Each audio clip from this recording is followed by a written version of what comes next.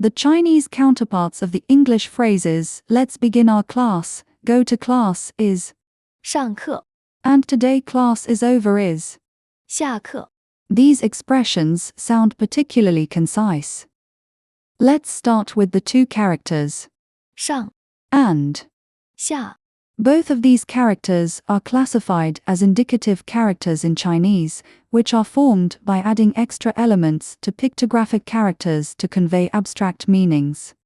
Take the character 上 as an example, drawing a short horizontal line above a reference line, which people used to present the palm of a hand, originally meant above or on top of.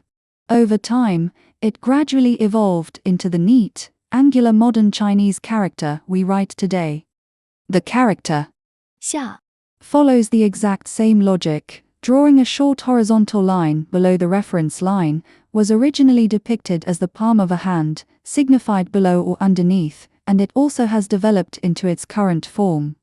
I think this is pretty easy to understand.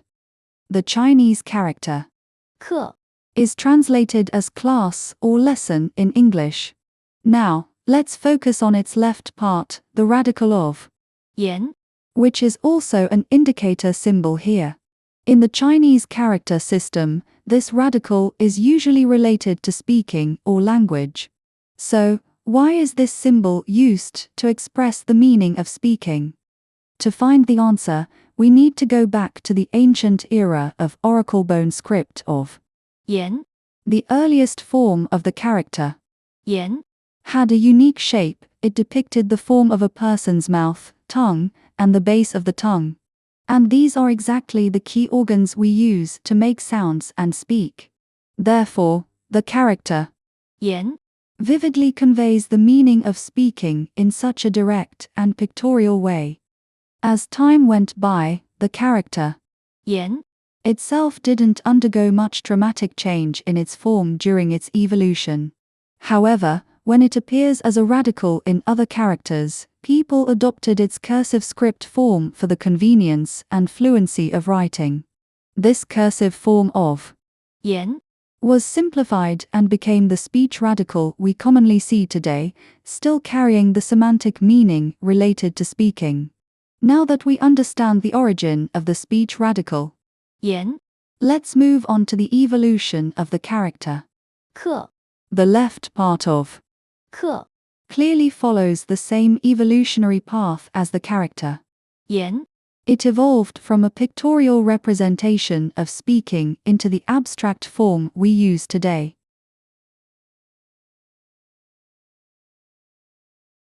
Now, let's examine the right side of the character.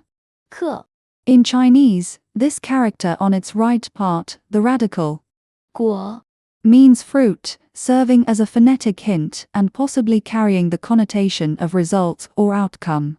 This leads many to believe that the meaning of 课 is individuals who have gained something in life share their knowledge through speaking and teaching, which is 上课 attending or giving a class entails.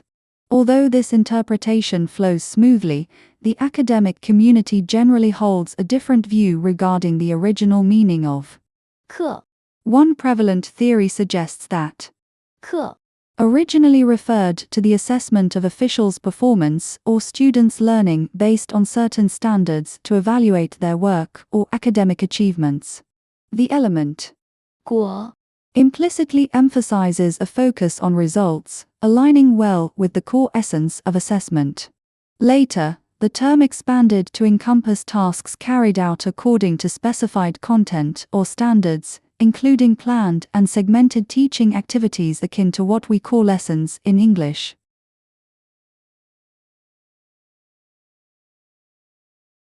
Why are the starting and ending of a class associated with the two characters 上 and, 下 which originally denote directions, to respectively signify start and end?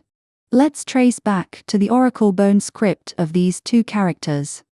The oracle bone script of 上 resembles a short horizontal stroke above a longer curve line indicating up or ascending, and by extension, to begin or to be in progress.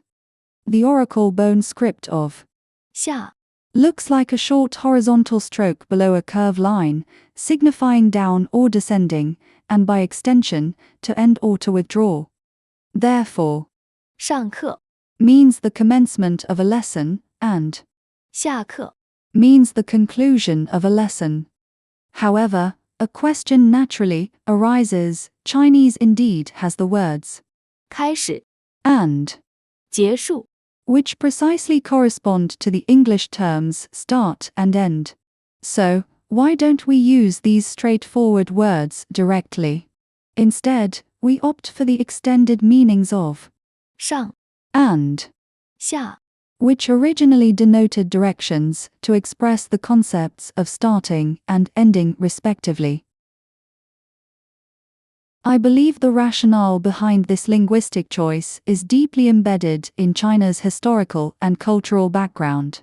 As mentioned earlier, the original meaning of 课 revolved around evaluating the performance of officials. In ancient China, imperial palaces always featured grand staircases. Officials had to ascend these steps to reach the emperor, who presided from an elevated position, governing the nation. In old times, 上朝 was used to mean attending court, that means official go to palace to report and work. The character 上 implied entering a locus of power and high status, reflecting both respect for the emperor and the subordinate role of the officials serving him. Conversely, when they concluded their duties and returned home, this was termed 下朝 leaving court. Here, 下 signified departing from the center of power. For officials, leaving the court meant stepping away from that intense, rigidly structured environment and returning to a more personal, relaxed space where they could breathe more freely, released from the pressures associated with authority.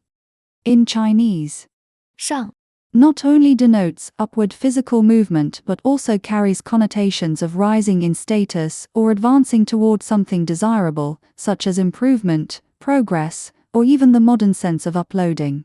Therefore, in the context of education, using 上课 suggests that entering the classroom is not merely about beginning a lesson, but also about embarking on a journey of self-improvement and intellectual ascent. Correspondingly, 下课 can be likened to end, leave, and offloading, signaling the conclusion of the lesson and permitting one to depart with ease.